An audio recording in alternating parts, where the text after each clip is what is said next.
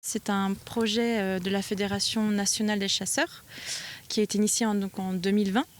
Et l'objectif, c'est que les fédérations régionales, certaines fédérations régionales des chasseurs et certaines fédérations départementales ont pris, d'un point de vue technique, le pilotage de ce projet à l'échelle du département ou de la région. En Pays de la Loire, c'est la Fédération régionale des chasseurs qui pilote le projet avec la Fédération de randonnée française sur le projet des chemins ruraux. Les chemins ruraux sont un peu dans certains villages, sont des reliques du passé, dans le sens où c'est des chemins qui servaient de passage pour les engins agricoles, même de déplacement d'un village A à un village B. Ces chemins ont disparu, certains ont disparu pendant le remembrement, comme sur certaines communes. D'autres des chemins ruraux sont des chemins de remembrement, justement. Et il est important de les préserver parce que ça fait partie du patrimoine historique, du patrimoine culturel et paysager de la commune. Et ces chemins sont parfois oubliés. C'est un élément du paysage qui est très important pour la biodiversité en général.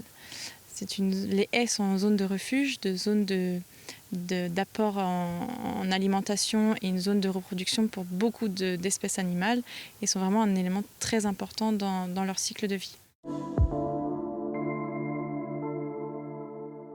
Nos deux communes, la Motte-Achard et la Chapelle-Achard, ont fusionné. Et donc c'était le moment pour faire l'inventaire de ces chemins et avoir une connaissance la plus exacte de cette richesse que l'on a et comment faire pour la conserver. Donc une fois l'inventaire fini, donc la partie terrain finie, moi je procède à une analyse de ces données et on sort tout un tas d'informations et de cartographie à la commune pour leur donner les billes et des bases pour réaménager ces chemins s'ils sont dégradés.